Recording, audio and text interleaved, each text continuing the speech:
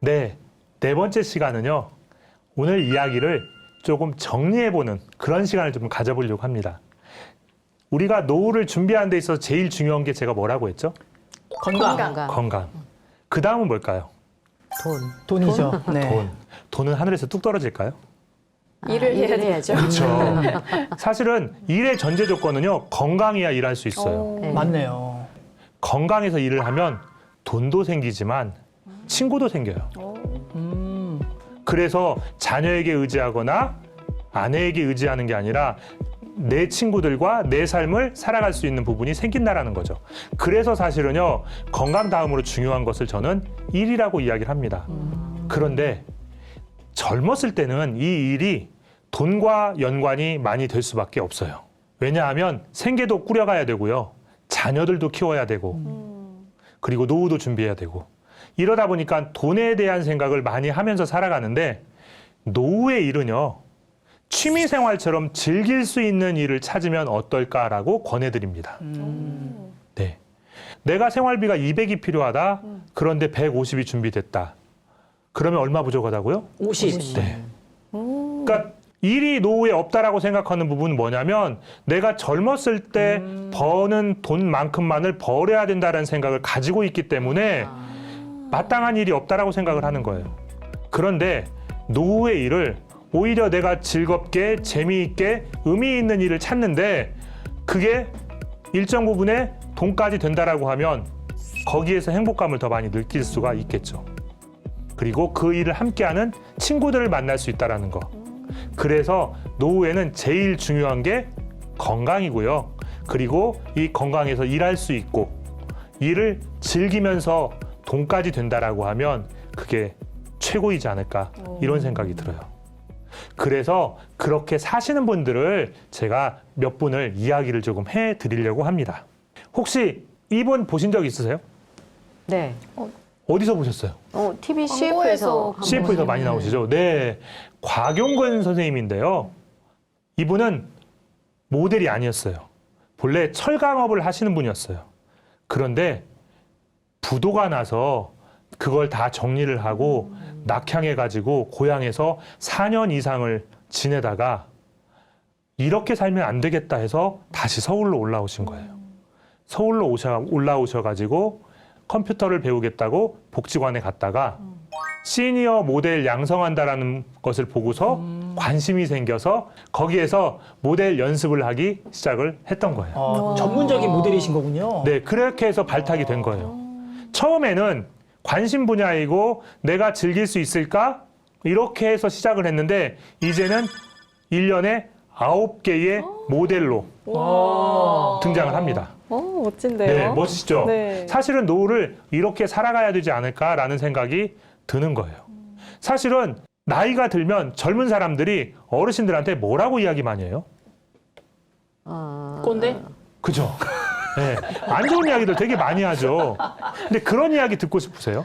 아니요. 아니요. 안 듣고 싶죠. 네. 그렇다라고 하면 내가 가지고 있는 재능, 내가 그동안에 쌓아왔던 노하우, 이런 것들을 가지고 내 노후를 그려간다라고 하면 아주 멋있는 노후가 되고요. 후배들이나 젊은 사람들이 봤을 때 최고의 선배, 최고의 할아버지, 최고의 할머니가 될 수가 있다라는 거죠. 그런데 그런 노하우를 왜 내가 발휘하지 못하고 있느냐? 방법을 잘 몰라서 그렇다라는 거죠. 그런데 요즘에는 국가에서요, 그런 것들을 지원하기 위해서 많은 서비스들이 있어요. 그런 것들을 한 번쯤은 찾아보는 것도 또 하나의 방법이지 않을까 싶습니다. 맞아요. 저희 이모님도 꽃을 좋아하시는데 복지관 같은 데에서 배우셔가지고 꽃꽂이를 배우셔가지고 네. 지금 되게 취미 생활을 즐기고 계시더라고요. 그죠? 네. 네. 그런 분들이 많이 늘어나고 있어요. 그걸 또 사회 봉사활동까지 또 연결을 시키세요. 그러면 얼마나 의미가 있을까요? 그런 것들이 사실은 노후의 일인 거고요. 그런 것들 하나하나가 내 삶을 더 풍성하게 만들어가는 거라는 거죠. 제가 고궁답사를 되게 좋아해요.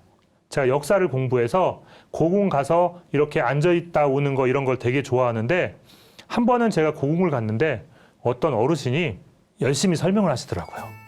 그래서 이 어르신을 따라다녀 봤어요. 너무 재밌게 이야기를 하시는 거예요.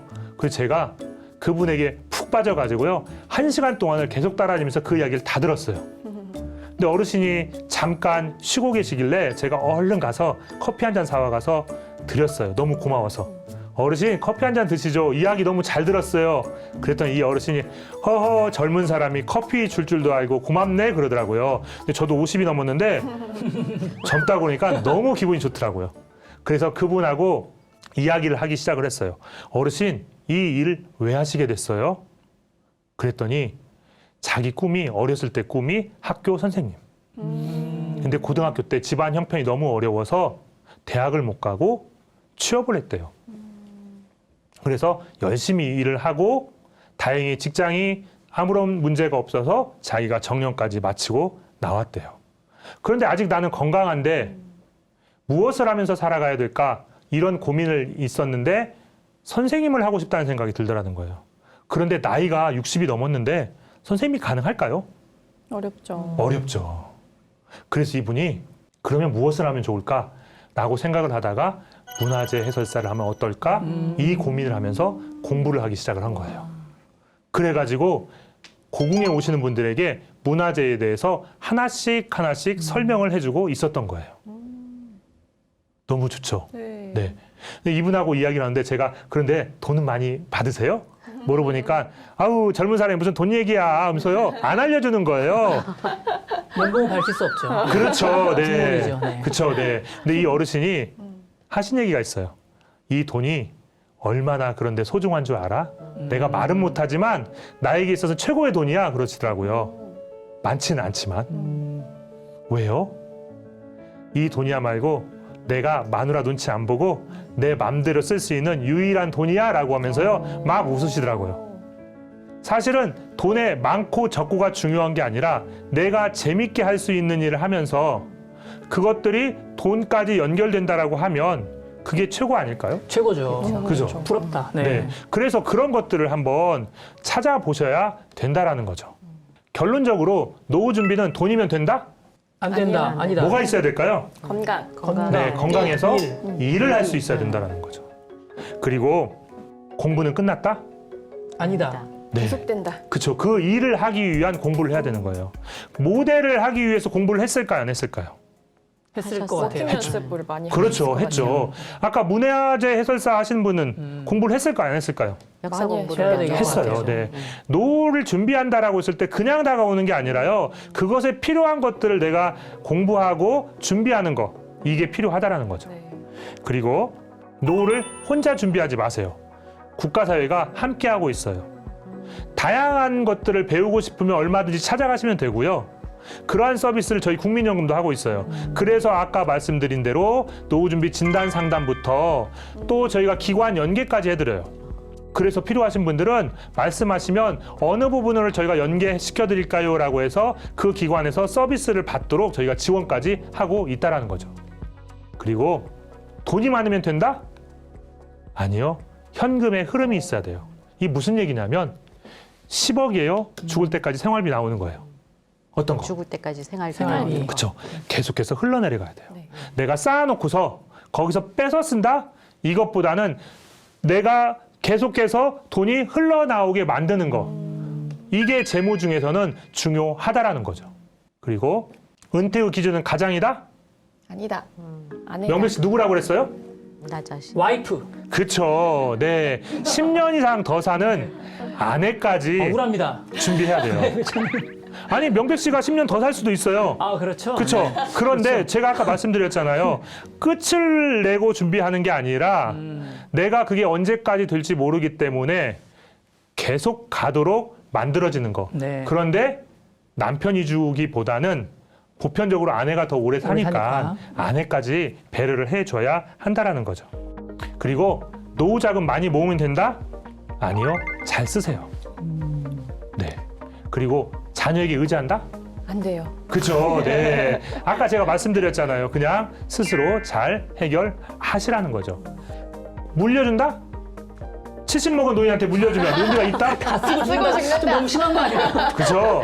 그냥 차라리 다 쓰는 게 더 나을 수도 어떻게든. 있다라는 거예요. 네. 근데 이걸 쓸 때요. 가족들하고 돈만 벌려고 하지 말고 가족들하고 잘 쓰시는 거. 이게 제일 중요하더라는 거예요. 제가 어떤 일이 있었냐면 제 후배가 저기 그 아주 먼 곳에 사는 후배가 있어요. 근데 와이프가 서울 사람이라서 집에 한 번씩 내려가려고 그러면 5시간 넘게 걸리기 때문에 내려가는 걸 되게 싫어해요. 그런데 한 번은 아버지 생신이라고요. 내려갔대요. 내려갔는데 차가 오래돼가지고 아버지가 걱정돼가지고 야, 니들 이렇게 오래된 차 타고 다니면 위험하지 않아? 이렇게 말을 했대요. 그러니까 이 애교 많은 며느리가 아버님, 저희가 돈이 없어서요. 이야기를 한 거예요. 그랬더니 이 아버지가 걱정도 되고 그래서 그날 오후에 농협 가서 500만 원을 찾아다가 차 바꿔오는데 보태라고 며느리한테 준 거예요. 그랬더니 얘네들이 올라와서 차를 바꿨어요. 제가 만났는데 차가 바뀌어 있는 거예요. 그래서 야, 니네 차 바뀌었다. 그랬더니 이 제 후배 와이프가 저희 아버님이 바꿔주셨어요. 이러더라고요. 너무 부러웠어요. 야, 아버지가 차 한 대씩 이렇게 뽑아주고 너무 부럽다. 그랬더니 제 후배가 아니야, 아버지가 조금 보태줬는데 이 사람 만난 사람마다 아버지가 바꿔줬다고 자랑해. 그래서 좋은 며느리네요. 와. 네, 얼마나 주셨는데? 라고 물어보니까 500 보태주셨다는 거예요. 500 갖고 차 바꿀 수 있어요? 절대 못 사죠. 그냥 바퀴 정도네요. 그죠? 바퀴만 아버님이 사주셨어. 네. 그런데 어떤 일이 있었냐면 며칠 후에 제 후배한테 전화가 왔어요. 형, 별일이야. 무슨 일인데? 제가 그 친구는 이 노후 준비 강의를 하고 있는 걸 알고 있는데 이 사람이 말이야 집에 내려가는 거 싫어하는데 집에를 좀 갔다 오자고 그래갖고 지난주에 나 집에 갔다 왔어. 왜? 아니 아버지가 차 바꿔주셨는데 차도 아버님 같이 태워드리고 식사도 대접하고 오는 게 자녀의 도리 아니야? 라고 하면서 갔다 왔다라는 거예요. 사실은 이게 돈 쓰는 방법인 거예요. 자녀들이 필요할 때 같이 나누고 같이 쓰고 이런 것들이 필요한 거지 내가 일방적으로 해주는 거 이런 것들은 아니라는 거죠. 그래서 돈을 쓰더라도 가족들과 행복하게 쓸 수 있는 방법들을 찾는 거. 이게 돈 쓰는 방법 중에 하나일 수 있다라는 거죠. 지혜롭네요. 저 연습해야겠어요. 그죠? 아버님 네. 돈이 없어서요. 아버님 부담스러워하실 것 같은데요? 내려오는 거를? 아, 아버님이, 네. 전 며느리여서. 그죠? 네. 그런데 진작에 아니요. 생각했네요. 부담스러워하기보다는 오히려 속으로는 더 좋을 수 있죠. 만약에 명백 씨 며느리가 와가지고 네. 아버님 이렇게 하면서 이것저것 이야기하면 좋으세요, 싫으세요? 좋을 것 같아요. 좋죠. 네, 네. 그래서 사실은 자녀들에게요 필요할 때 도와주는 거 그걸 꼭 명심을 하셔야 됩니다. 핵심이네요. 좀 네. 필요할 때. 그리고 취미 생활은 돈이 된다, 된다. 든다. 어느 쪽? 오. 돈이 된다라는 거예요. 네. 아까 말씀드렸잖아요. 문화재 해설사 하시는 할아버지. 정말 취미 생활처럼 즐기면서 하는데도 돈이 될 수가 있더라는 거잖아요. 그래서 여러분들도 이렇게 노후 준비를 하나씩 체계적으로 전문적으로 준비하면 앞으로 노후가 훨씬 더 밝아지지 않을까 저는 그렇게 생각을 하면서 오늘 강의는 마무리하도록 하겠습니다. 감사합니다. 와.